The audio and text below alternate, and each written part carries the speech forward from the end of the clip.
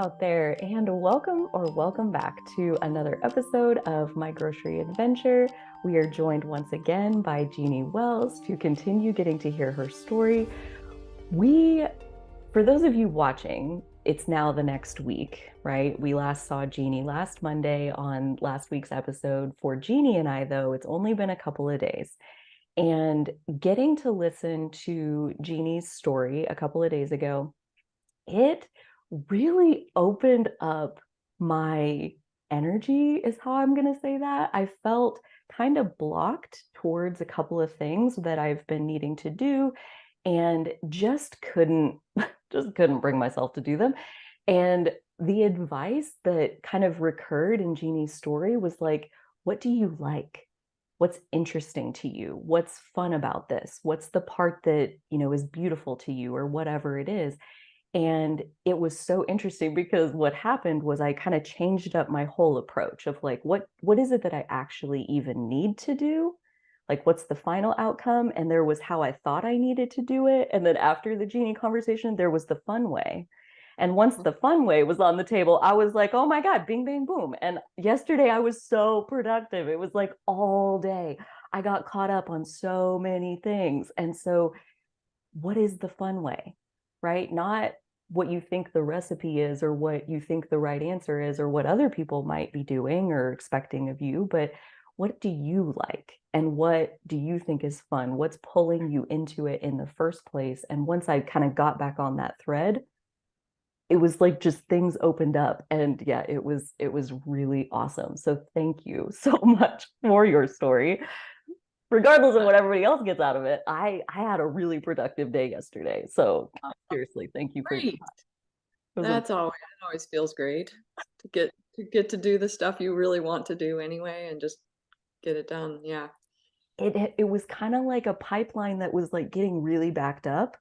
And not only did I need to do the stuff that was in the pipeline, like then it was like there's just more stuff kind of coming. And I'm like, oh God, like starting to get frenzied about when am I going to do all of this? But yeah, when I kind of switched gears and remembered like why did I sign up for that stuff in the first place? Basically, I had made it harder than it needed to be. And so like it really kind of simplified things to get to hear your story of like kind of following the fun thread through it, and you land where you're supposed to land. So maybe Mhm. all that other stuff, like maybe it's not as necessary as I was thinking, and definitely made things a lot easier. So yeah, I would love to hear anybody who did take in Jeannie's first episode, like, coming a week off of it, like if there was anything similar to that or different that did open up, getting to hear kind of the accidental way things will unfold when you just follow like the next fun idea and the next fun idea. And yeah, not needing to have that grand plan or be perfect or have it like totally figured out before you jump in, like it was powerful effect on me. So I would love to hear anybody else and their experience. But yeah, Jeanie, let's dive back in. Let's get some more, because we were just getting started. At the end of last episode, we had made it to you started 2 days a week in the produce department at the Merc in Lawrence, Kansas, and 2.5 years later or something, you're running the whole thing. Big decisions right off the bat. Um, let's pick it up right there. Like, what are some of those earliest memories of stepping into that role? And you had made the pact of like, I'm doing this for 3 years, no matter what. And it sounds like that kind of came in handy as far as a backup to keep you from running out of there. But yeah, what were those earliest days like as you Yeah. tried to make that transition?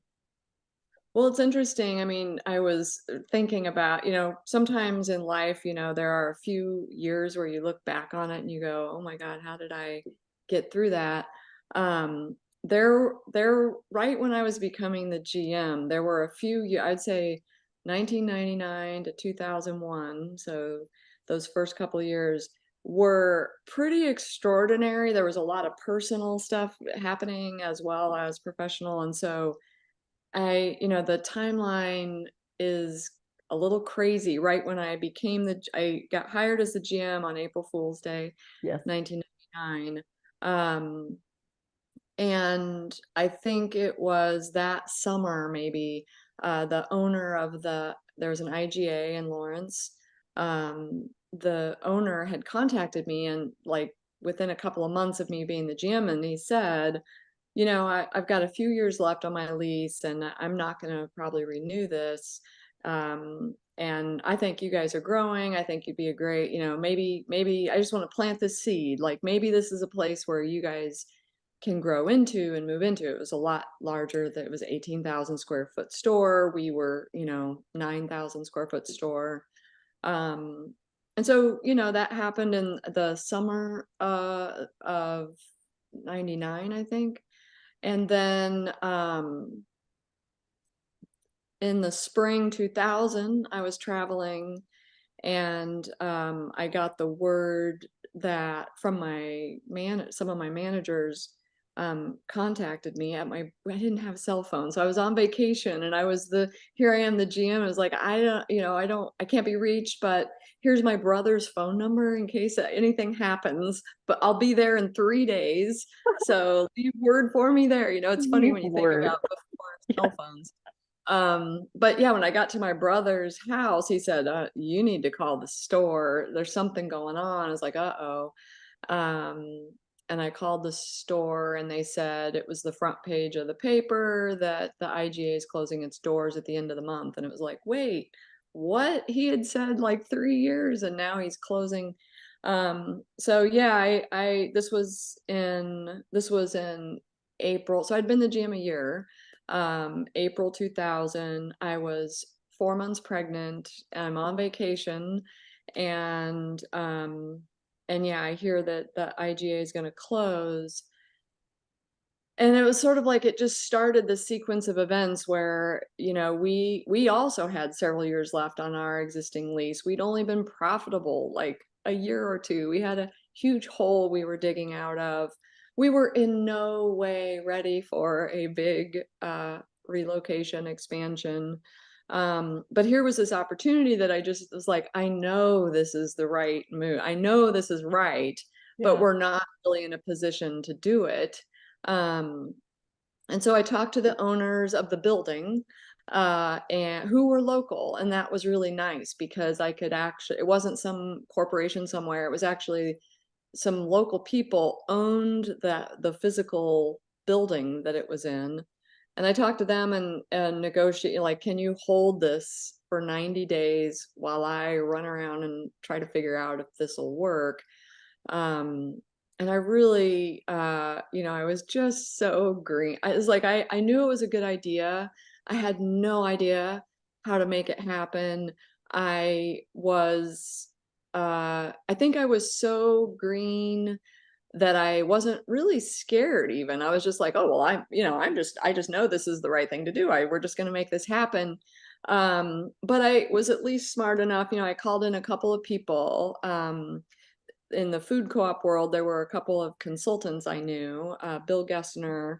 Uh, I contacted him like, I've got 90 days to figure out if I can do this or not.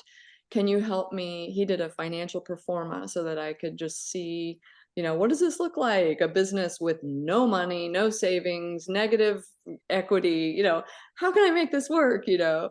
Um, on a shoestring, you know, and all of this. And I do remember Bill, I was at a conference in Boston, and I remember we were first looking at the first draft, and he was like, you know, Jeanie, I give this about a 10% chance of happening. And I was like, what? You know, like, no, we're doing it. So don't tell me there's a 10% chance. We're going to make this happen. Love But it so much. I teased him for years actually about that. But Have to. I mean, I also I called in another consultant that I knew, PJ Hoffman, who did store layout design, and I got him involved early. Like, look, you know, we have no money, but I need to make this move happen, and I need some help. And so kind of in that first, you know, that first night, I had 90 days to figure out, like, is this a green light or not? Is this feasible or hmm not? hmm And it kind of came down to, I mean, in terms of store budgets, you know, it was a tiny amount of money, but it was all we could possibly I was like hugely pregnant. I'm going into the bank, with my first ever business plan I've ever written. And I'm like, and I totally convinced them, like, this is a great idea and this is going to help us do these things and we're going to have all this impact. And, do you want to be a part of history? And like, I mean, I sold it to them. And they said yes. They said yes, but they were like, we'll do this much. And and in our performa as well, the only way it would work is if we financed a sizable portion from our members, which as a food co-op, one of the co-op principles is economic participation. So it's a fairly common thing that you do capital campaigns with your owners, and you have member loans, that you can bring in. In some states, you can do preferred shares. Kansas is not very co-op friendly, consumer co-op friendly. It's very producer co-op friendly, but we could not do preferred shares like most other states can. But anyway, in order to do this, we had to raise $500,000 in loans from our members. And if we could do that, then the bank was willing to loan us some money, basically, because then they'd have less exposure, basically. And so we started out on this like frenzied capital. So we're still trying to figure out, is this thing feasible or not? And it came down to, can we get pledges of this much money in this much time to Like make this work? how much time is left at this point? Like how far into the 90 days are we? I mean, we're at least we're like we got like Half we there. didn't have a lot of time. Yeah, we Yeah. had maybe Okay. half. And we, of the 500,000, we were at like 75,000. Like, oh my God, we are never gonna, like, this is like going so slow, um and then we decided that there was a woman in town that we knew of. She was an owner, but she was an older woman. We didn't ever really see her, but we knew that she had a lot of money, and we went to her and we basically said, this project needs to happen, but there's no, we just had too many losses during the Wild Oats years. We're not in a good financial standing. The bank is willing to take a risk, but only if we can raise as much money. We're nowhere near. And basically she said that she inherited all this money, and her late husband had invested heavily in DuPont, I think it was, and that she hated DuPont, and that she'd much rather us have the money than DuPont. And Great. so she basically said, I will loan you at 0% interest for 7 years, whatever you don't raise from your members. So she was like this backstop. In the end, we raised, I think, 125,000 from our members, and she gave us a loan for the rest of it, $375,000 at 0% interest for 7 years. Which is just was the Unheard of. Like unheard of. And then on amazing. top of that, she made a just donation of, I think, 200,000. So she was like, I want this to happen. I don't want to be involved. I don't want any recognition. But yes, you have this money instead of DuPont. And so she kind of single-handedly, I called Bill Gessner back and I'm like, okay, Mr. 10% chance, let me just tell you, we just did it. We just raised the 500,000, and the bank is then going to come in with a loan. And and yes, so that was all happening like by the end of the summer 2000. The IGA, it was locally owned, but also owned by, I think it's Fleming, so they're kind of a franchise, partially owned by distributor, so it was like the building owner had to sign off to let the person out of the lease. The owner of the IGA, the local guy, he had to get out of his lease. And then the people who owned 49%, I think it was, of the IGA of this national warehouse distribution center, they had to agree. So there was like this, so there was this meeting where we all were there with our lawyers, and like trying to like let them out of the lease, get us into the lease. Part of the only way we could make this happen financially was IGA said, you can buy all or none of the equipment, but you can't cherry pick it. You're either going to buy all of the stuff in here that we have or none of it. But it was $100,000 for an entire store of equipment and all the compressors. And so we were like, okay, we'll take it because we need it. We couldn't buy all new equipment anyway. But it was pretty old equipment. And some of the equipment was like, there was a closet with like, cobwebby Santa decorate, it's like, okay. Oh. So really, we got everything, but not a lot of it was usable. But it allowed us to basically keep the exact footprint of what was there. We kind of backfilled in, we put in some new freezers and we backfilled some stuff.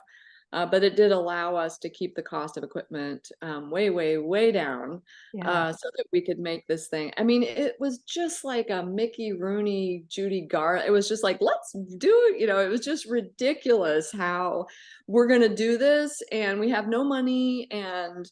But I mean, you know, we repainted we couldn't really do any big architectural. We couldn't move the deli. It was in a terrible location. It was in the furthest back corner of the store, which is a terrible place for it. We couldn't do any of that because we didn't have money to do that. So we basically, our whole strategy was, we're going to paint everything in bright colors. We replaced the floor with bright colors. We had all the equipment. They sanded and repainted all of the equipment, so it looked newer. But we just, tried to make it very, very colorful. It had been like this white interior with a beige floor, and it was just not very. So we came in and just like basically threw color all over the place. But yeah, so the 90 days ended with us finding out that we had the money to do it. We signed, so I had our daughter in October of 2000, That's emergency. literally exactly what I was just wanting to ask you is Yeah, like, so you're pregnant this whole time through the whole whole time, 90 days.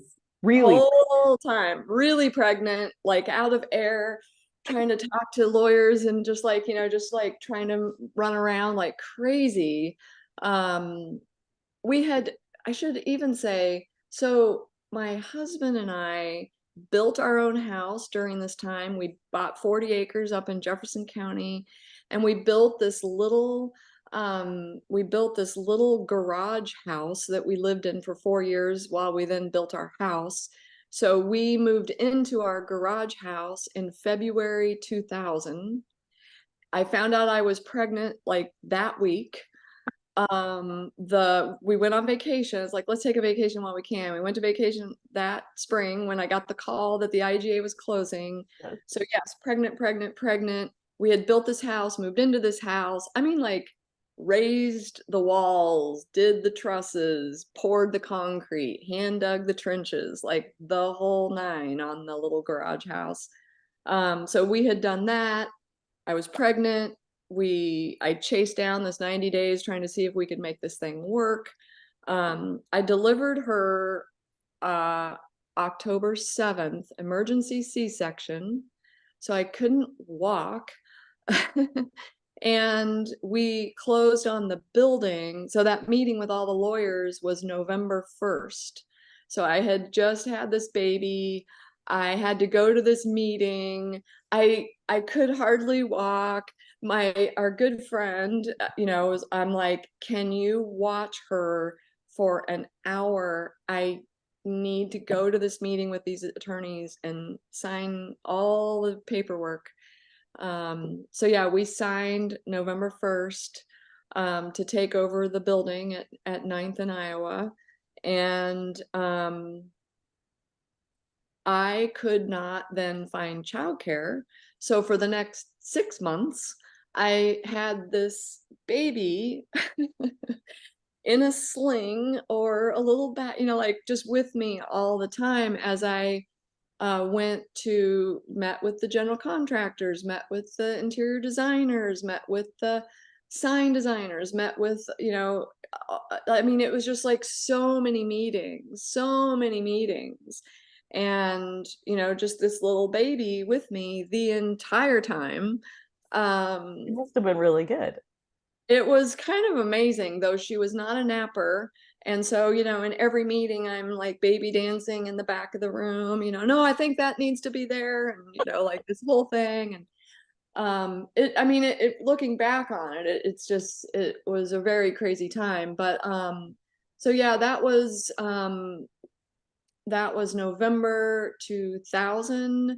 Hmm. Uh, we were we were renovating the store. We had to replace the floor and the ceiling and paint and all the stuff. We were shooting for beginning of June was our going to be our open date. So we had 5 months to get the building kind of fixed up and renovated. We had to go through city, we had to jump through a lot of hoops with the city zoning.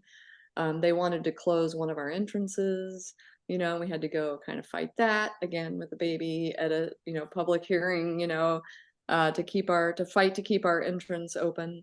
Um, there were it was just an amazing like that, or I guess 7 months. There were 7 months there that we had to get the building ready.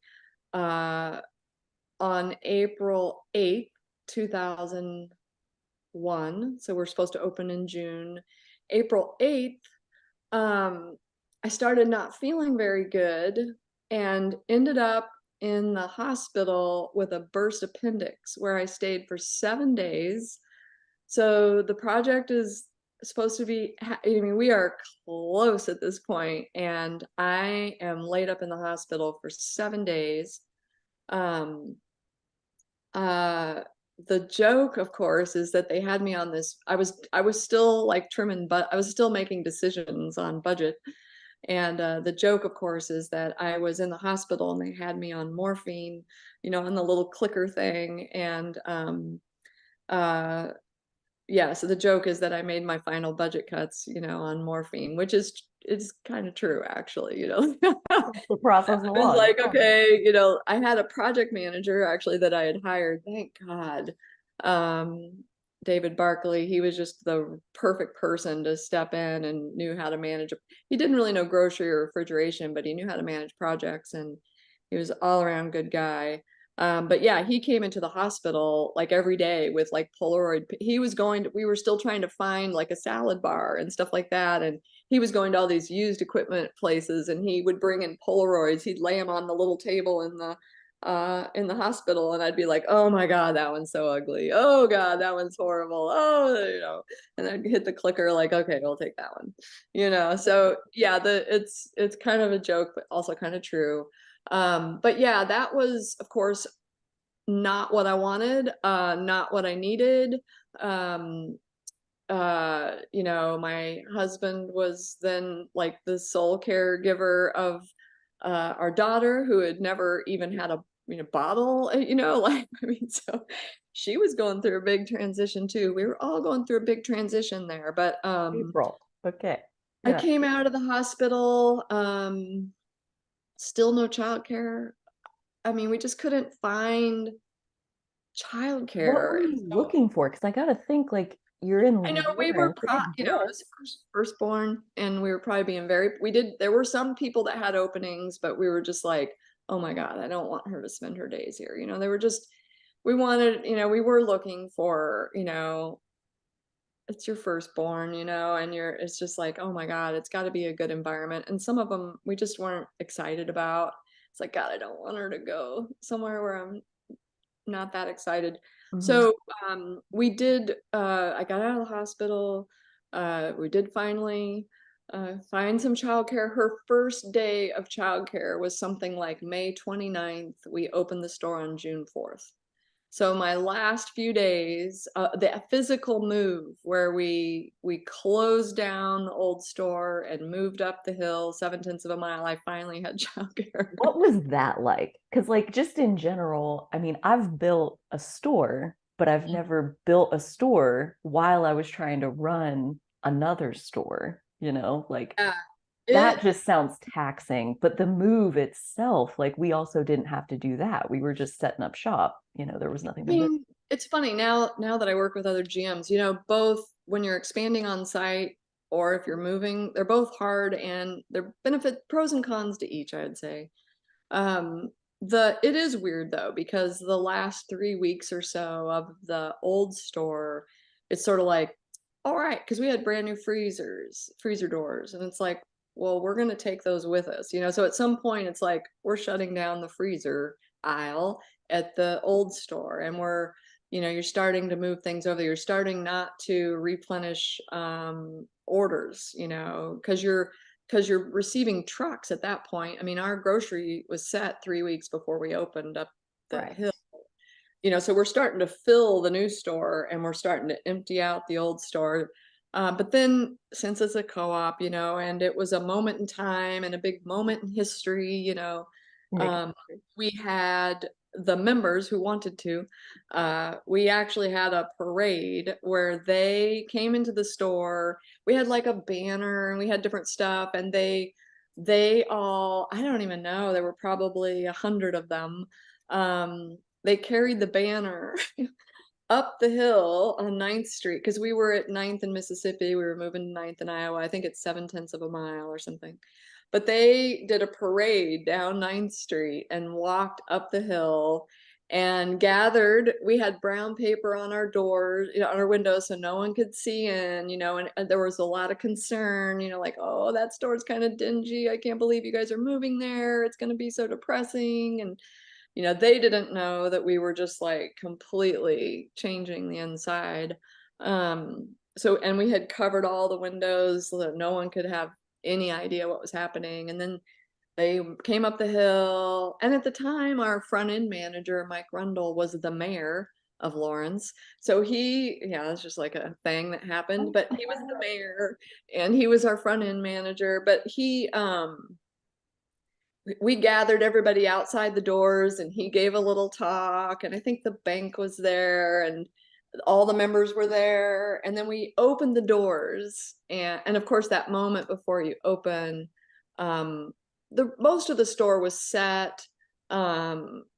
We had some issues with the freezer, like they weren't holding temp, and there's like having to empty them out and put, there's all that kind of stuff. The last few nights, just like some all-nighters in the store trying to get everything working. And then that morning, basically all that was left that morning was we were going to put out some fresh flowers around the store and set the meat and seafood case and set produce.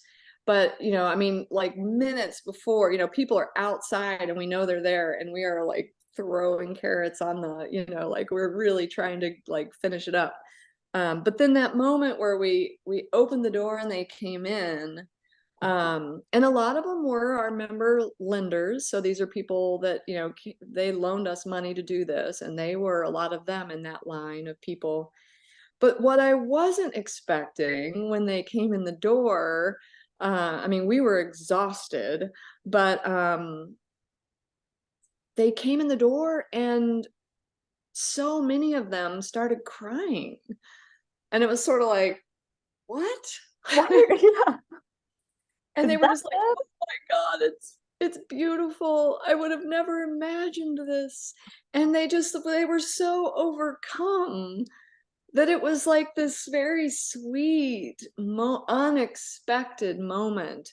Have all these people pour in the door and they start crying, which was unexpected, like I said. But it was sort of that was June 4th, 2001. And so, there was like this series of events. And then there was the closing down of the old store. We gave our equipment to some, other little grocery stores that like, hey, can we have your produce? Like, yeah, take it. If you can haul it, you can have it. So we closed down that store, cleared out all of our storage unit. You know, we had a lot of storage units and kind of got settled into our new store. But that was like when I look back from like April 1st, 99 to June 4th, 2001, it was like this string of like building a house, becoming the GM, having a baby, C-section, having emergency, burst appendix, building, just all the things that happened in this very compressed amount of time. Sometimes now I look back at that moment in time and like, oh my God, like how did we do that? How did I do that? Um, but it's one of those things where you do, like we've been saying already, it's like, well, okay, somebody has to do it. I guess I'm doing that, I guess I could do that. I'll do that, and whatever. But Actually, it was an extraordinary period of time in my personal life to have to do all of oh my that. gosh. So my first question is, can we know how old you were at that time, like that chunk of time Yeah, I between was in April my to, early 30s. Yeah, early 30s, and I still felt like a kid, like I remember going to the bank to ask for the money, and I remember like trying to make myself feel like a grown up, like, okay, well, I'm just going to put on my very best maternity dress and I'm going to be as just grown up as I can. But I still felt very much like a kid. I still a reoccurring theme in my professional life is, I totally had imposter syndrome, even though I had confidence, there's always that like, oh my God, like I don't know how to do this. Like, right? why did they hire me to, I don't know how to do, I don't actually know what I'm doing. I wonder if anybody knows. I don't actually know how to do this. But but lots of leaders experience the imposter syndrome for sure. Yeah. People who I looked up to as general managers, to hear them now say, oh my God, for 10 years I had imposter syndrome, Yeah. and it's like, you did, So I think that's a common thing, people, and I think especially for women, to have that reoccurring, like, oh my God, can I do this? Should I be doing this? Am I, that whole thing. But yeah, it was a crazy period of time I for sure. also want to go back to like kind of the impetus of that whole transition and adding on top of what sounds like an already incredibly busy time of your life, like even without moving stores. Um, but like you just knew this is a good idea. And I wonder, like, what could you see? Like, what was it that, or like, what could you feel? What could you smell? What could you hear? Like, what was telling you this is the Yeah. good idea? Well, it's funny because now I tell lots of GMs, like, you cannot just make a decision like that on your gut. uh, you know. But I didn't. My gut said this is a great move, but I did bring in a professional to do the financial modeling. Like, can we do this? And And I then he brought told you no, and then you were like, "You're crazy. Get out of I'm here." gonna make this happen. But it was true. I mean, he's like, you'll never survive there's not enough working capital in here to survive this, in year 4, you're gonna be out of cash, you Yeah, know. And so you could see it in the models unless we got a lot more patient capital and certainly that is what we got. Um, but I I got a market study done during that time.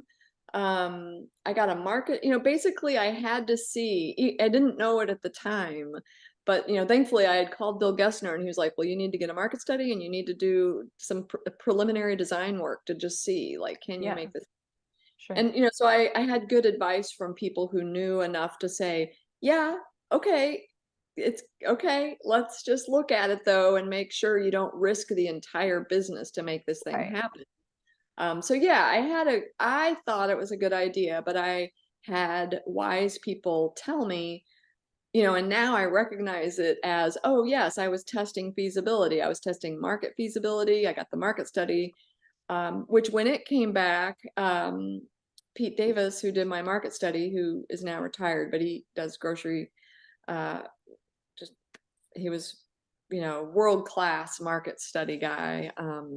But he basically came back, his advice when he came back, he said, basically what I'm telling you, Jeanie, is, because we were doing 3 million in our old site, and he was showing multi-year projections of, oh yeah, you can do 7, you can do 8, and so he basically said, run, don't walk to this. Get there, Oh, make this happen. And it was like one of the few times in your life where someone is saying, yes, go do this thing. Like, yeah. great. Because usually it's not so clear, but I got that first. And so I had a lot of wind in my sails by Yeah. the time I was doing the financial pro forma, where Bill's like, yeah, this doesn't pencil out. There's no way you can do this. And I was like, no, no, no, no, no, no, we're gonna do this. We're gonna make this happen.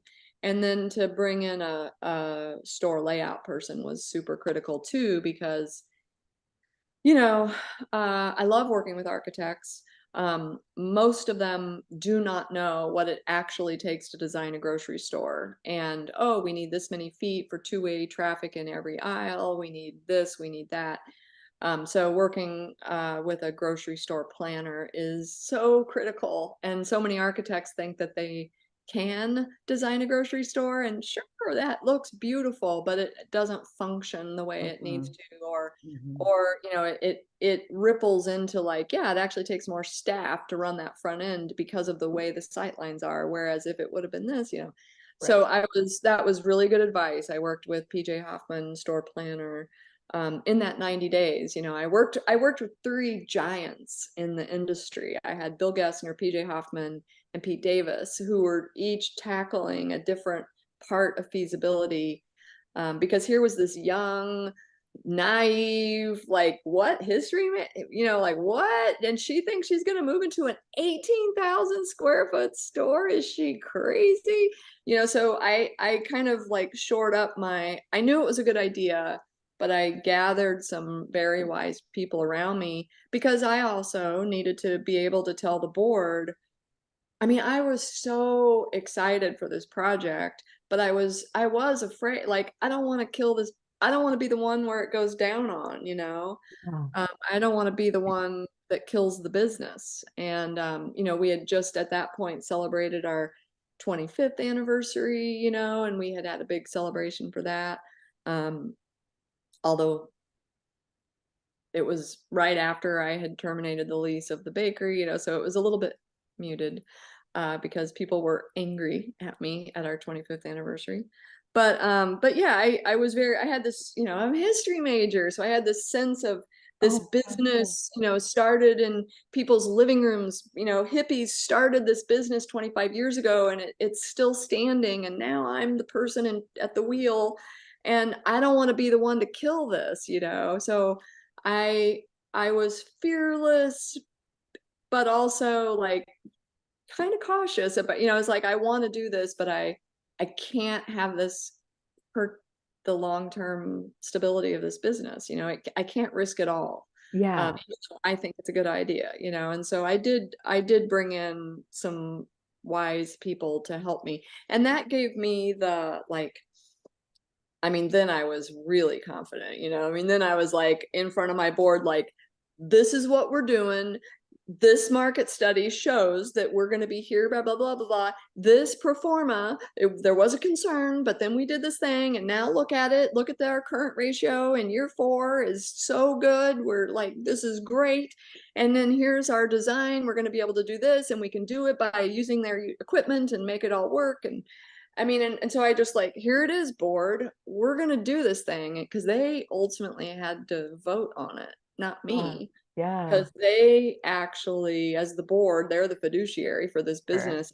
I'm the CEO advising them, Right. but I had to present a pretty compelling, and of course they all wanted to do it too. There was a lot of excitement about this, and it was very fast moving, really fast moving. And so, but we did it, and we opened, and people walked in the door and they wept.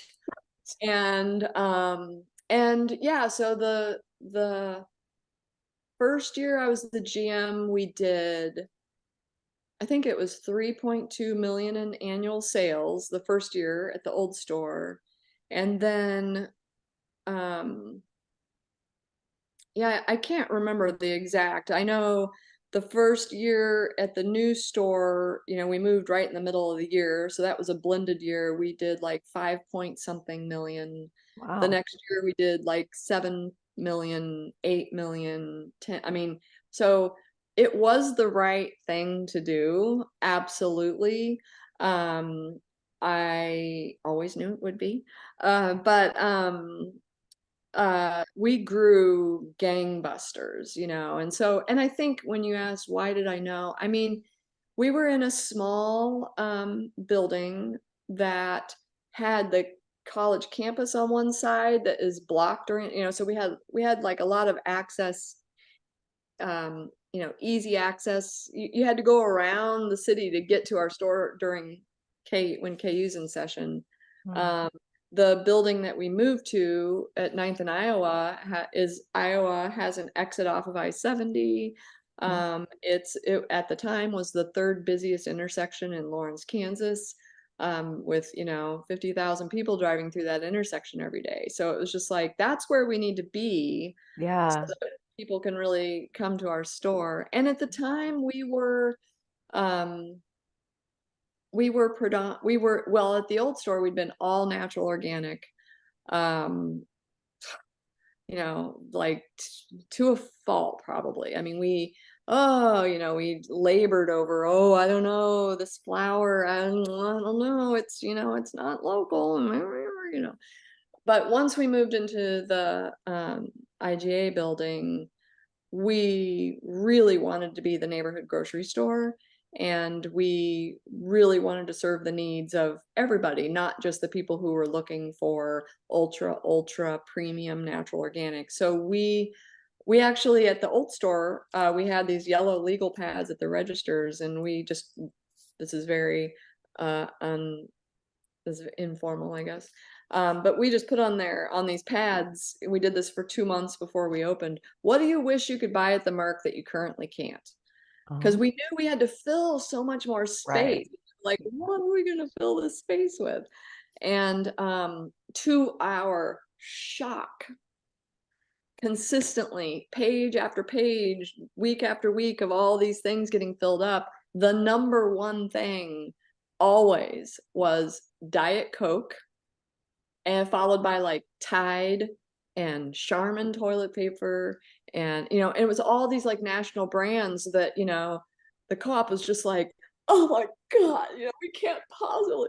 But we did. We opened up the product standards at that point, and we did bring in some of we called them convenience items. Um, so because like some of the members were like, don't make, I'm gonna go buy Diet Coke, don't make me go to Kroger, Dillon's here in Lawrence, Right. to just let me buy it at a place where I'm earning, patronage. Like, I own this, why can't I buy these products here? But Yeah. it was a deal. I was persecuted once again because I brought in Diet Coke, and oh my gosh, that was like a huge deal. Like Huge. people complained that Diet Coke was Oh, sitting on the shelf. freaked out. Yes, and I will just say, partly it is my fault because I didn't do a very good. I could connect all the dots. Oh, we did all this research. This is what people want. We're going to bring it in. Sure. But I hadn't really prepared the hardcore old time shoppers, like, hey, we're going to open up our product standards. But oh my gosh, yeah, people streamed into my office. I got the nastiest letters, how I was selling out, so corporate. What's the difference between you and Crow? I might as well, I don't care. I don't want to be an owner here anymore. What do you even stand for? Who is this place? Lots of that. However, Oh my God. yeah, That like gives me a sick feeling to my stomach, and it's not even directed at me. it was the early 2000s. It was a very purist kind of, had been a very purist organization. That's how it was founded, was to Sure, be sure, sure. alternative food where you know, to buy brown rice in the 70s, like you couldn't get brown rice in the 70s. You couldn't get organic foods, and so that was what we were. Hmm. But at this moment in time, we were definitely growing up, trying to reach more people. I was really talking a lot about, like, yeah, but if we bring more people in, isn't that better? Right. I was really trying to make the tent bigger, but not everybody was happy about it, that's for sure.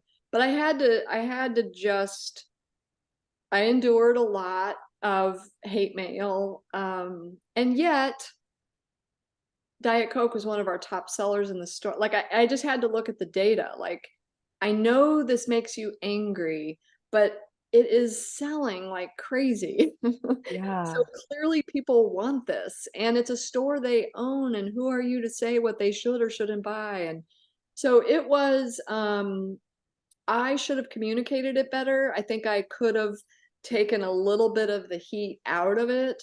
But I was also felt firmly like, nope, this is what we're doing because we're a business. We're at the third largest intersection in this city. We say we want to be welcoming and accessible to all, but do we really? So I was being very, our product mix, the fight over the product mix in the early 2000s was, oh, it was epic. But in the end, I mean, in the end, and we did eventually kind of cut, it's like, okay, well, no one's buying Charmin at our store, so let's not carry, like, we just looked at the as like, we're going to use data as the guide. And if it's not selling, it's not earning the real estate on the shelf, we're going to get rid of it. But Diet Coke always earned its keep on the shelf.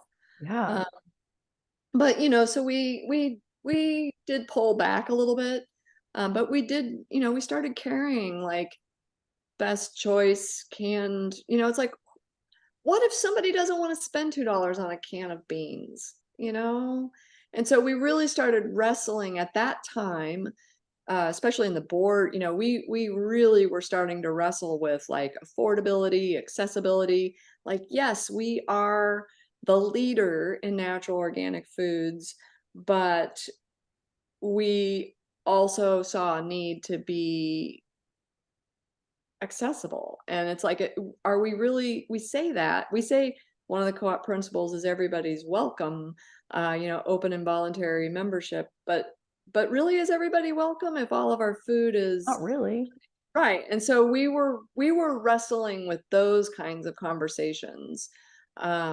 Really great. Some of my favorite board meetings actually were where we were really just trying to figure this out together. How to weigh the being the leader in natural organic foods and all that means, and all the access to local farmers. Lots of them in Lawrence were certified organic producers, and they did not want cheap lettuce sitting next to their expensive lettuce because it made them at a disadvantage. So there was a lot of pressure at that point to be like, who are we? It all came down to our identity. Like, who are we? Are we the leader in natural organic, or are we the neighborhood grocery store? And which is more important? And how do we fold both of these ideas into one identity? And so I loved actually all of those conversations at the, it's like, yeah, to me, that's the nut well, it's the nut that every grocery store has to crack. Like, who are we? What are we trying to do? Um, how are we providing choices in the marketplace? Some people will buy a really expensive bag of, fair trade coffee. That doesn't mean they want to buy the most expensive everything. It just means they're choosing to buy that coffee. They might need a less expensive olive oil to compensate for their expensive, Sure. our job is not to legislate that. Our job is not, so I was like trying, and I always, I'm a math person. So I really leaned into data, like, well, let's see, what are our top selling olive oils? Well, look at that. You know, they're the least expensive ones, or, oh, look at that. There's this one premium brand that everybody loves, but these other premium ones people aren't buying. So, and they're just hurting our price. So let's pull those out. Mhm. And yeah, let's find another lower priced one, so I really leaned into data during those years. Um, it's my nature, but we really needed to, because we were doubling our sales. We were just like growing like gangbusters and trying to get our legs under us this whole time and try to figure out who we are and manage this growth and learn how to be an employer. I was learning, like, again, that like classroom thing, where it was just like, oh my gosh. Like, yeah, these deep philosophical questions of who are we and what are we trying to do and who are we trying to serve. Right. And then also just like, by the time I left, when I started, we had like, I don't know, 45 employees or something. When I left, we had 130. And like, to be a manager, an accidental manager who really had no training in leading people, and having that just ramp up year over year over year, and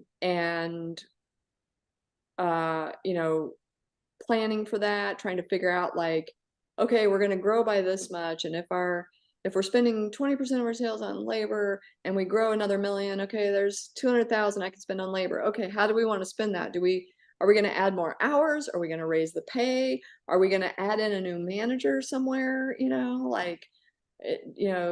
Learning all of that.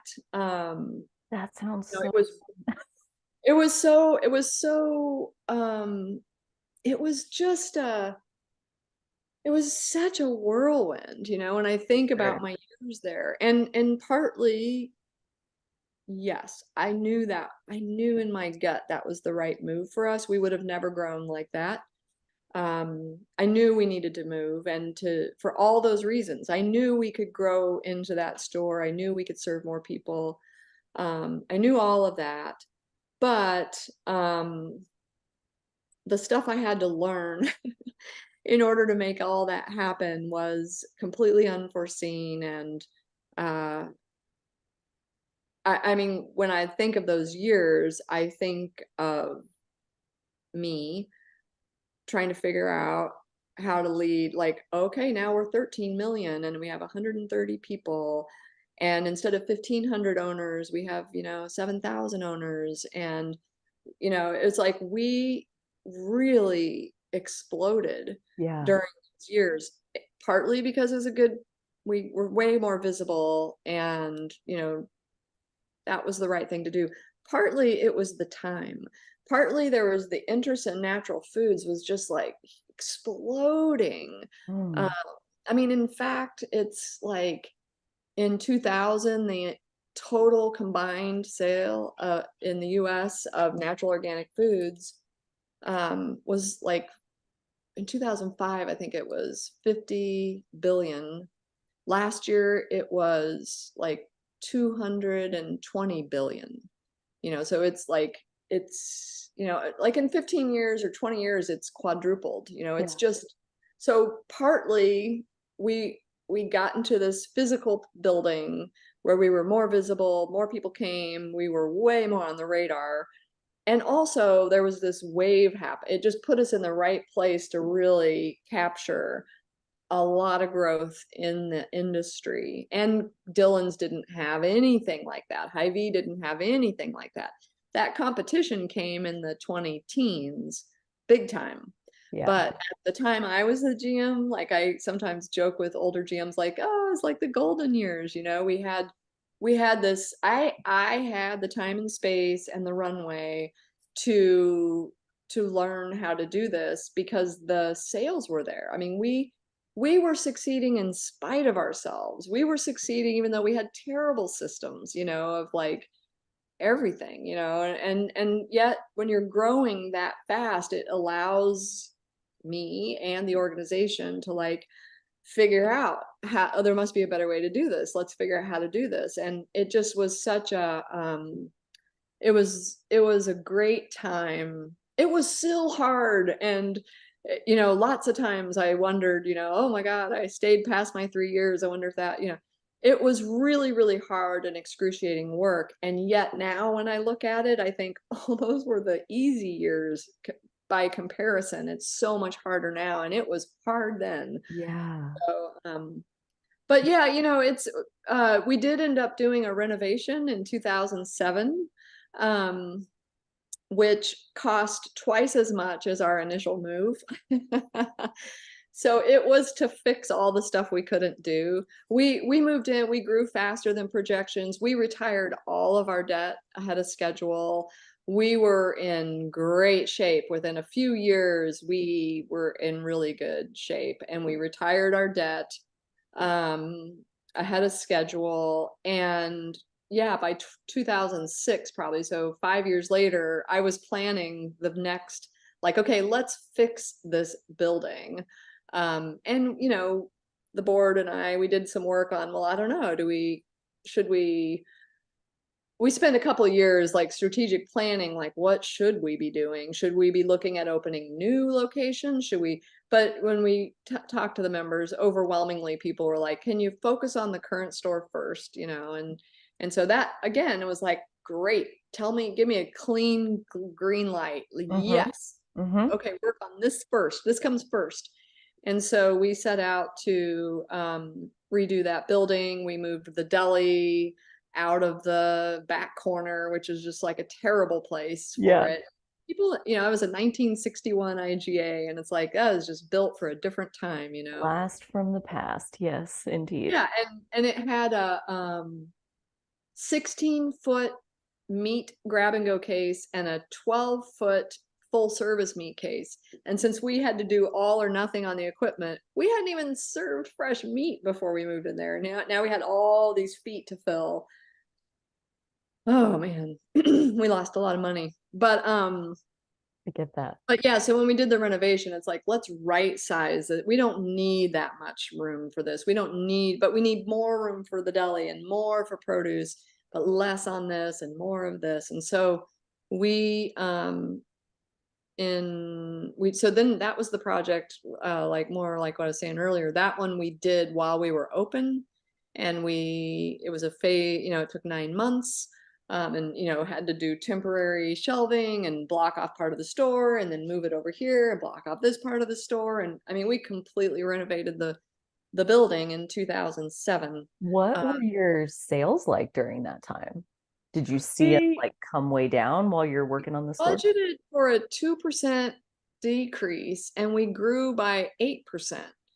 And it was just like, what? I can't even believe we're talking about a grocery store right now. This gives me so much hope. You have no idea.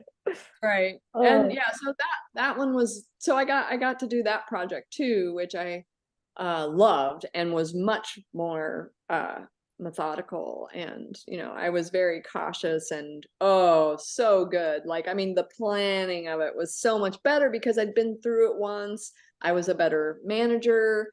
I knew the industry better. I knew everything better. And so many managers that do projects, they do one and you learn a ton, and then you don't usually get to use those skills again. And I feel like I was lucky because I got to do another project, and really, and I was the project manager on the second one. And oh, I had so much fun on that. That was so much fun.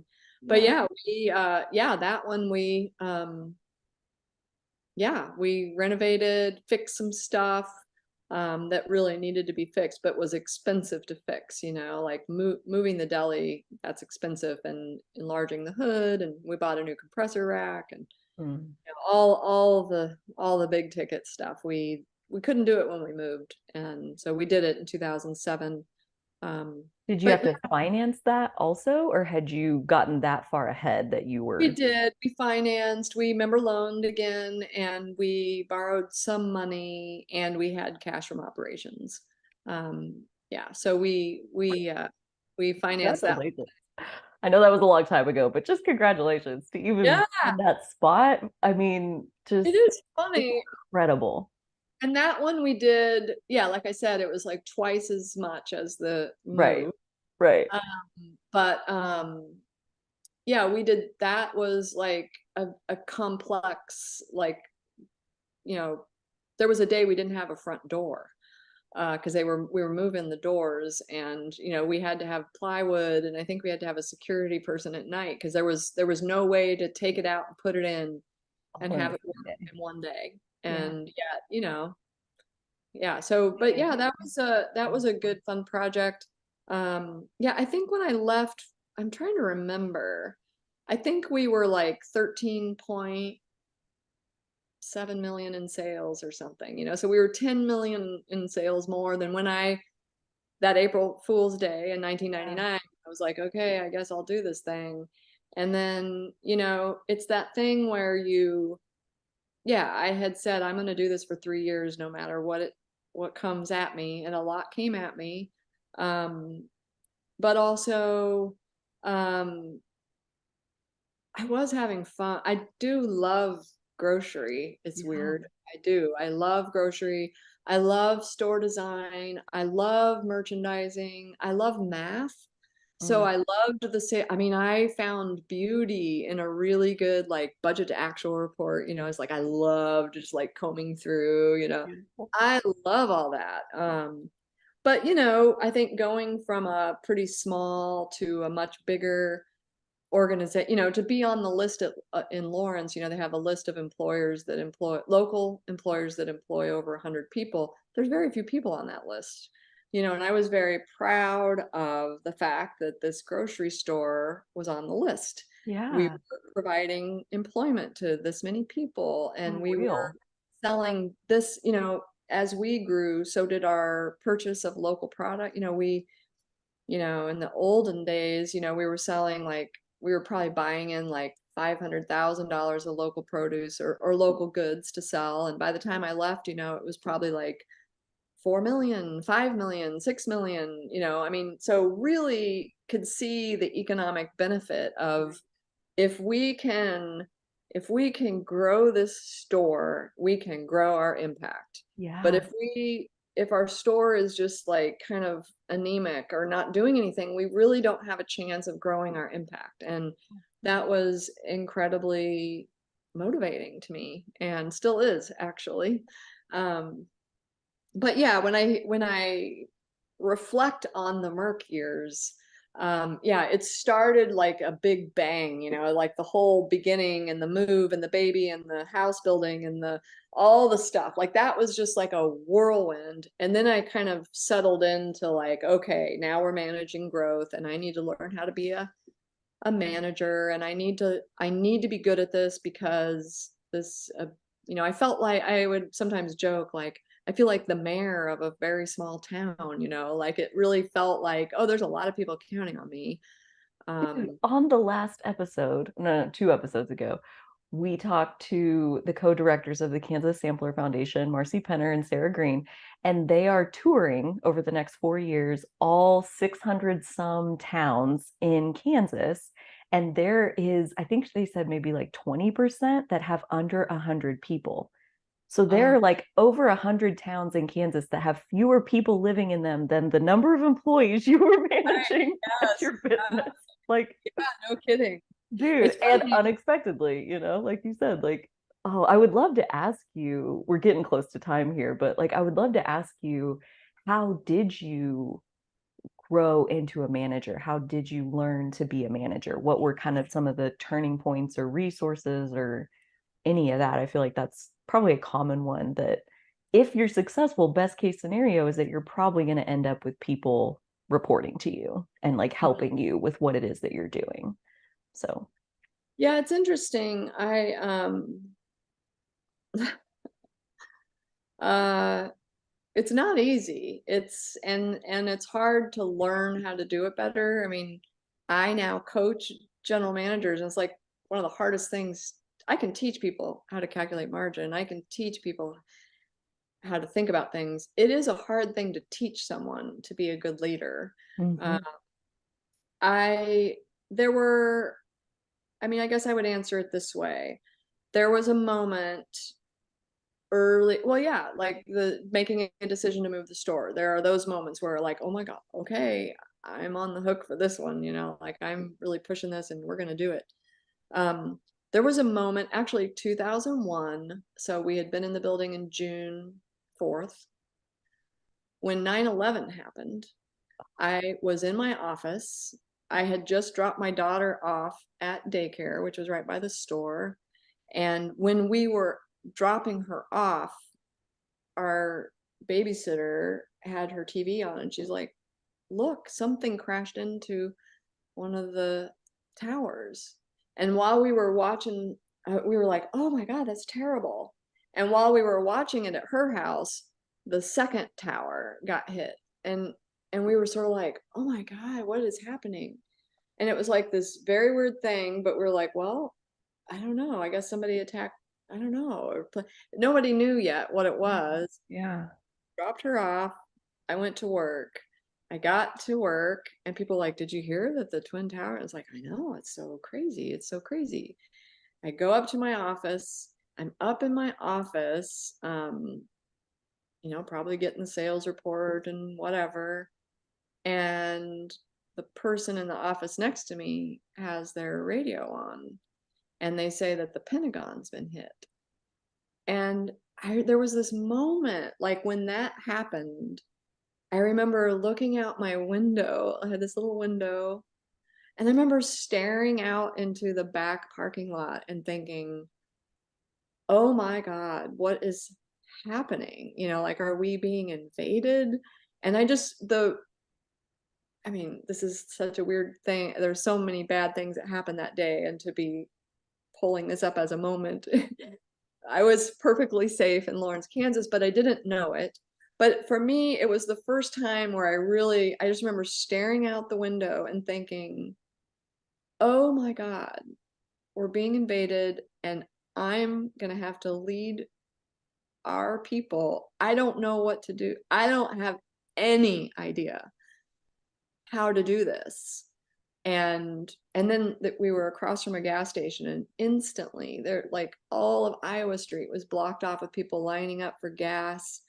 And it was sort of like, what is happening? And I of course was horrified for, the people in the planes, the people, but I just remember that was the first time where I was just like, oh, I don't know. I don't know how to lead through this. I have to come up with like a plan here. I have no playbook for this. I have no idea what to do.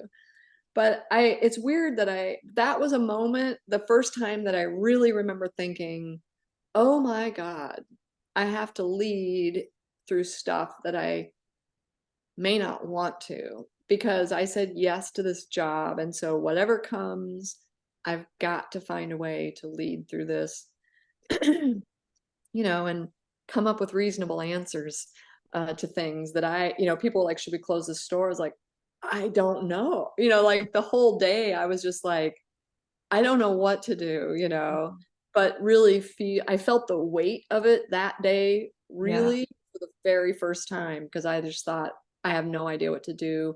This isn't what I signed up for. I Right. signed up to build a big store and have big sales, and this is not what I wanted.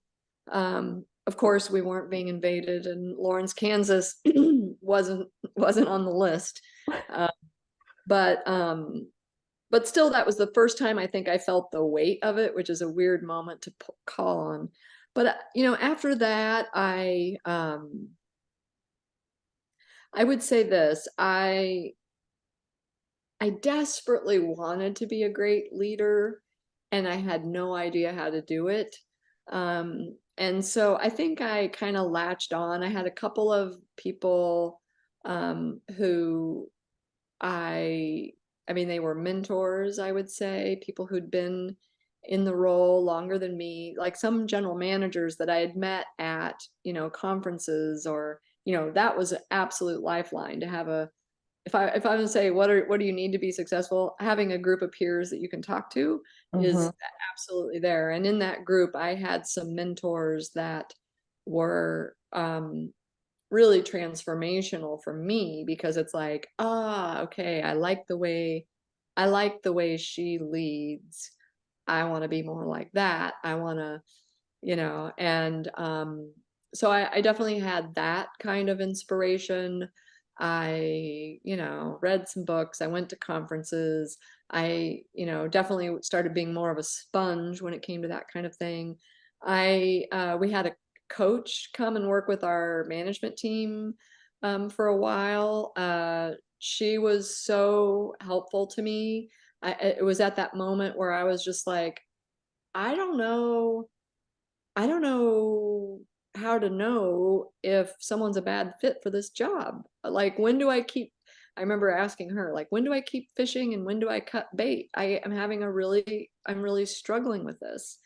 And she had this really lovely framework that she gave me. I mean, she didn't invent it. It was like Harvard Business School kind of thing, but you know, I got some tools from her on how to think about, like, what's my role as a leader in clearly articulating what the expectations are that I have and not surprising my people with, Hmm. why didn't you do that? And they're like, I didn't know you wanted me to do that. You know, so it was a process um, of really looking for examples out in the world of, oh my God, you know, I'm a CEO and I have all these people counting on me, and I want to be a fair and just and inspirational leader.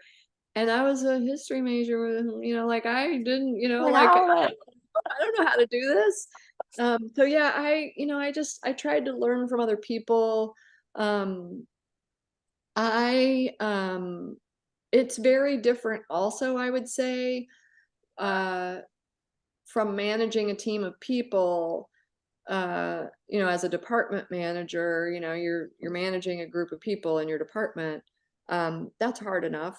And yet I found it, like, there's something that happens when you're managing managers that I found really challenging at first, you know, instead of being the direct boss of somebody, like trying to, like, I want the deli to do this thing, but they've got a kitchen manager, a prepared foods manager, a store operations manager, and a general manager, and I want them to make different soup, you know? And so it was like I had to really work on what's the right way to set expectations with managers so that they're working with their team in appropriate ways. And man, we worked really hard on that. We really, because as an independent grocer, um, nobody is mailing you your marketing plan or your, you know, job descriptions or your pay scale. Like, you are your own home office. It's it's that group. You're sitting around a table going, well, I don't know. How should we do this year or this Right. month or whatever? And you've got to figure it out. And so we did spend a lot of time on, we are the leaders of our teams, and we need to be better. We need to be good at this. And what is it going to take for us to be good at this? And you know, spent a lot of time talking about it. Yeah. Um, and then, you know, I will say this, I one of the best teachers I ever had was my assistant manager, Rita, who came in and was such a natural people leader. Yeah. Could have Yeah. people do things, but she could say it in a way that was, she never hit anybody's buttons, you know, Yeah. whereas I Yeah. had to really work on not hitting people's buttons. And I learned so much from her, like just watching her grow. She started out as a refrigerated grocery manager and became my assistant. And in every way, I felt like she was that other ox in the yoke with me. Like, it's the Yeah. two of us pulling this forward. But I learned so much from her. She may never even know that, but she is now the general manager, CEO of the Merc, and she was my assistant, and I mean, I learned so much from her. So when I was stepping out of the Merc and she was interviewing for the job, and I remember the board asking me, like, what do you think? I mean, you know, maybe we should bring in someone from outside, and it was just like, this, I don't, it's your decision. I get no vote here, but I will say I don't think you can do better than her. Mm. And truly, she has been amazing for them. And I think I'm so grateful that they've got her, because she's done a fantastic job. But she was an inspiration for me. And so I Yeah. think leaders, you know, you have to look for inspiration, and I had to look at other managers. I definitely looked at inside my organization, I was learning too. I got much better at, I just pick like anybody, you pick up little tidbits along the way. I was really into Zingerman's and Zing Train What's and that? out of Ann Arbor. They do a lot of leadership training and stuff. But one of the things that um like Ari, one of their founders, he's like, my job at any meeting is to see if I can not talk. And it's like, oh, yeah, I don't want to be the only one going, okay, and we're going to do this and we're going to do this. He's like, my job is to just sit in the back and see if they can do it without me. That's my Mm. job. Yeah, And he also said, he tries to never say something in a sentence that if he can ask a question instead. And dude, I love this guy. I don't even know him. oh, Ari, he's the bomb. He's great. But yeah, Yeah. I mean, it was like things like that, and I realized, oh yeah, I'm doing all the talking in my management team meetings. I don't like that. I don't like being, because it sets up that like teacher student or parent child, which I did not want. I Sure. wanted, yes, I was on the hook for things, but I wanted my team to kind of like, I want you to run this business so that I can actually be focused on what's coming next. And so it was more of a discipline thing. I got more disciplined instead of saying, we should do this kind of promotion because this thing, blah, blah, blah. I got much better at saying, what do you guys think we could do that, and Mm. let them figure it out. Yes. And Yes. then, if I really hated the idea, I might, have some guardrails or something. Sure. But it felt like a discipline to, resist the urge to pronounce the answer and instead ask the question. It Dude, felt I get like a that. discipline for me. I get Uh, that. so, those were just like things I learned over time. I wanted my managers to lead, and I did not want to be involved in every single decision. And yet I wanted great outcomes. And so it's like, how are we going to do that? Because I actually don't care what goes on each in Hmm. cap. I don't actually care. I just want to know that we've had a process to decide it, and Hmm. that they are designed well, and that they're Hmm. abundant, and that the signage is correct. I Sure. want to know the outcomes are there. I don't want to actually be involved in it. And Right. so I think my entire time at the Merc was me trying to figure out how to get outcomes without being the person that had to make them happen. Yeah. Which is the trick of a leader. That's the difference between a leader and a micromanager, I think, is like how involved do you have to be to get what you want? And the thing is, like when they come up with the idea, I've seen this in my own business, like when it's their idea, the way they work on it, the way they can see it in their head, the way they chase after it, they're so excited about it. I mean, those are the ideas that really have traction. The ones that I'm like, oh, this is brilliant, but you need to take this and run with it. They're like, yeah, okay, whatever, and set it to the side. Like they don't care, Yeah, well, they don't care as much, probably. right. Exactly. Yeah. Yeah, it's a hard lesson. And I've done a lot of Myers-Briggs stuff, and What's your type? I'm an INTJ, like so hardcore. Right. So Of my course team, you are. Of course, I, that's why you're so I magnetic to me. I'm like, I yes, wish Merc. I would say, here's something I would say to every man. Like, I think, okay, it's not the end all be all, and there are other tools you can use, but do what you can to learn about what your style is, your natural tendencies are, because I wish I would have known earlier that, oh, I'm an INTJ, which means I like to be in a quiet room and I do a lot of research and I put together a perfect plan. I can build a perfect plan. And then I would come out of my office with my business plan. Here you go. Here you go. I've done all this work for you. And I would be baffled on why they didn't care. Yeah, Like, I have done all this work to present this beautiful plan. How can you not be thanking me and so appreciative and just see the wisdom in it? Like, right, right, right. and Yeah, so I at get it. some point I realized, oh, actually, that yes, I know I can do that and I can build a beautiful plan. But I have to involve them in this. And so again, it felt like a discipline. Like, okay, I'm going to start in the summer by involving them and we're going to go assess the landscape together. And we'd get in cars and we'd go to the other grocery stores and we'd spread out and we'd come back in and compare our notes. Like, what are they doing better than us? What are we doing better than them? What are our opportunities? What was interesting to you? You know, so Hmm. I started like trying to find ways to involve them more, Hmm. so that it wasn't Jeannie's plan, because Jeannie's plan doesn't matter how beautiful it is. It's, I mean, big corporations do that. It's very top down. People are like, oh, that's the plan. That's what we're implementing. But at a smaller business, independent business, it's like you gotta get the buy-in of the Yeah. people, or There else are they very just few people who just want to be told what to do. Like there yeah, are almost none of those out there. And right, so if that's your strategy, and that is a very corporate top down, like you're saying, like it's just non-negotiable right, and gives them no sense of ownership, no buy-in, like you said, no sense of like pride when they did a good job. They had the idea, they ran with it, it worked out, it was even better than they thought it would be.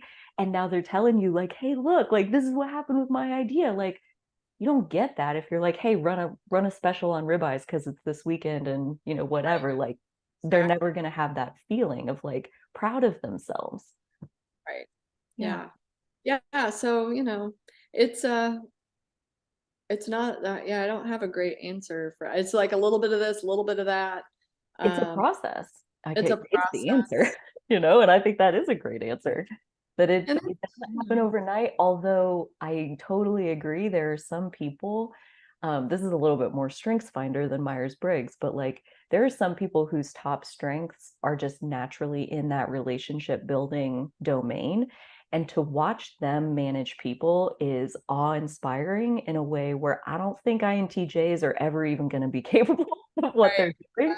Because like that's not my style. That's not my personality. My strengths don't live in relationship building. You got to get real far down on the list to like start finding where I connect with people.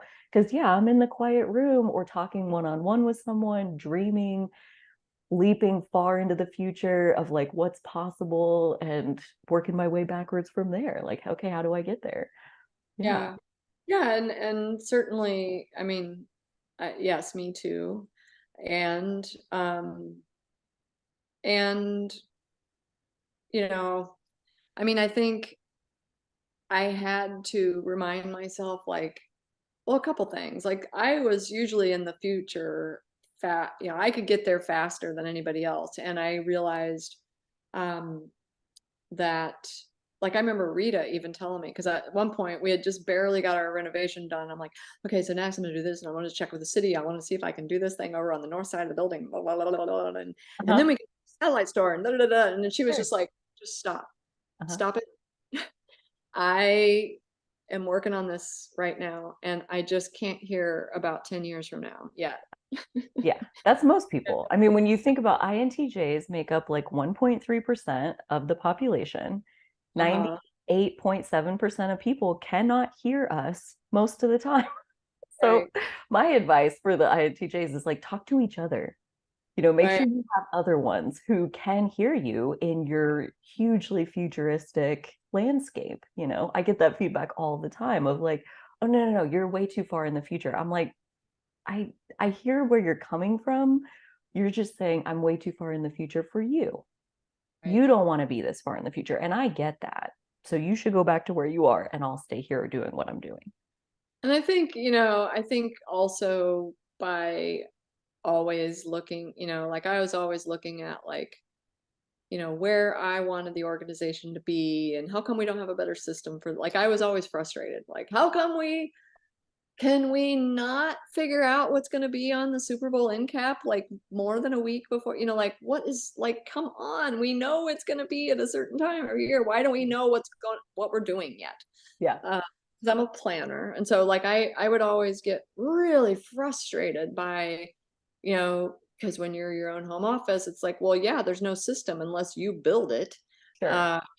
and so trying to work with a team of leaders, like, okay, we need a better system for this, we need to Hmm. know what's going on, what in cap Hmm. well in advance, so that marketing has time to do the signs and or whatever. But But yeah, I think, there is a common thing I see with general managers and store owners. I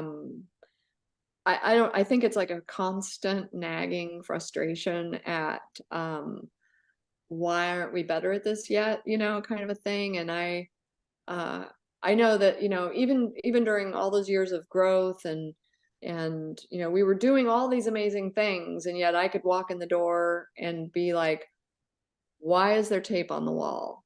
We don't allow tape on the wall. And it's like, of all the amazing things we just done, and I could zero in on tape on the wall. Or Mhm. why are all the soups creamy today? Don't we have a policy about a very, like, thing, like the most minute thing? And I think that's, I thought it was just a problem with me, but I have come to realize, oh, that's like a general manager thing. It's just, so usually I tell managers now, like, remember to look in the rearview mirror, like, you're doing all this amazing stuff. And yet, of course, we always focus on what we're not good at yet, I or love what's that. wrong. And so I Look think at it's the important rearview to mirror. remember, oh, but actually we just did all this stuff, and Yes. we, did all these amazing things. We just led our store through the pandemic. We did all this stuff. So, yep, there's tape on the wall, but man, look at all this other stuff we did, And I think just getting some perspective, there's always something else that needs to happen, but you can't. I mean, it can inspire you and you can help pull you forward, but you can't obsess on that Yes. because it'll eat you alive. Yeah. Yeah, yeah. Well, and it'll make your people hate you It'll and make your people quit. hate you. They Yeah. don't want that side of you. Like it's Oh, so valuable, and yet your Rita told you, like the people, why aren't we better at it yet? Because people move at the pace that they move, and it happens in increments and gets a little bit better and then a little bit better, and there's really no forcing that process, even though like the engineer, the architect in our mind is like, no, no, I set the target. I set the goal. Why didn't it happen? I don't understand. It's uh, hard. It's a struggle. and to make change, I think, like a lot of times, I mean, we had so many, we met as a management team every other week, and so many of those meetings, we were trying to, like, why, how many years have we talked about this? Why aren't we better at this? Like that kind of thing. Um, and oh shoot, I just lost my train of thought. Uh, oh Was it heck, it about was getting perspective and It was, yeah, I don't know. It just totally fell out of my head. well, okay, so we do the same thing. We meet every other week, and there are times when usually I give like a question that everybody's going to go around the circle and answer the same question, but we're going to get to hear from like all the different departments or whatever. And the very first one that we did, the first question I asked tells you something about where we were and why we were like starting this tradition. I asked them, what is your biggest pain point at this time? Like, what's the biggest bottleneck you face? What's the biggest whatever? And we went around and I wrote down every single thing that they said. In 2 weeks, we had solved almost every single one of those items. And the next question I asked them, the next like 2 weeks later at that meeting, was, what is your most golden thread? And how I explain to them what that means is like, what is the part of your job where every time it comes around, you just light up? It just gets you excited. Oh, I get to do this again. I look forward to it. I wish I got to do more of it. Like, what is that thing for you? And I try to so those two are very them focused. And once we got off the ground, I started rotating it like business focus. Like we're here to work on the business. We're here to give ideas and start new things and improve. And then we're back to focusing on them. And how's it going for you? Like, what's it like for you? And I have to, on purpose, remind myself to ask them things like that, because Uh-huh. otherwise we would be working on the business forward, forward, forward, forward, forward, forward. I would never stop and be like, are you okay? How you doing? Are you good? Like, I have to, that's one of the things that watching natural managers, they spend so much time just vibing with the person. Like, just, how was your weekend? I Right. don't ask people like that. I don't ask them things like that. Like I have to make an effort to, how is your job? How is it going from your perspective? You tell me what's up. And I don't want to just hear the bad. I want to hear the good too. But yeah, like perspective, like sometimes it is an effort and sometimes Right. it's more natural. Yeah, and it's more natural for some than others, and yeah. Yeah, Totally. I know. I mean, when we were there, like I was just thinking about all the self-evaluate, like we got better as an organization. Uh, uh, we whenever it was time for someone's evaluation, there was always a self-evaluation where we asked them, like, how does your supervisor support you? In what ways in what ways would you like more support? Like we tried to Oh, just like that's make it more good. systematic so that even if somebody wasn't naturally asking those kinds of questions, the employees at least got an opportunity to talk about it and reflect on it once in a while. I love that. I'm stealing that question for an upcoming team meeting. Like, how do we best support you and how could you use more support? Like that is such a perfect conversation starter. Thank you for that.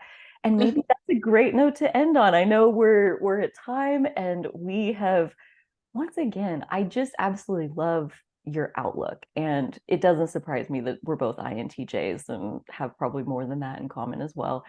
But yeah, there's getting to hear how people think through giant undertakings, or there is no playbook, or this is not what I signed up for, and yet this is what we're doing today anyway. Like, how do you land on your feet in those moments, whether gracefully or not?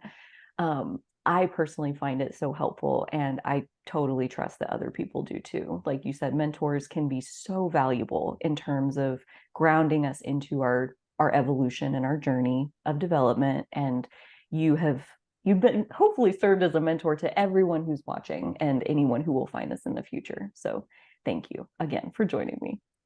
Yeah, it's fun. Yeah, good. I love it. I hope it's fun. I hope it's fun for you to get to tell your stories. I sure enjoy them. I would love to have you back. I know there's like we've made it through the Merc years almost. We didn't even really get to the end of the Merc years, but that's where it gets interesting again, where there's another turning point, another transition, kind of another evolution into the next phase. So I will be very much looking forward to getting to hear about that on a future episode. Um, Take good care of yourself. I know you have a busy season coming up. And everyone who listened, thank you so much for joining us. Take a second, like the video, follow the podcast, all that jazz. Would love to hear from you in the comments. Until next time, everybody take good care, and we'll see you soon.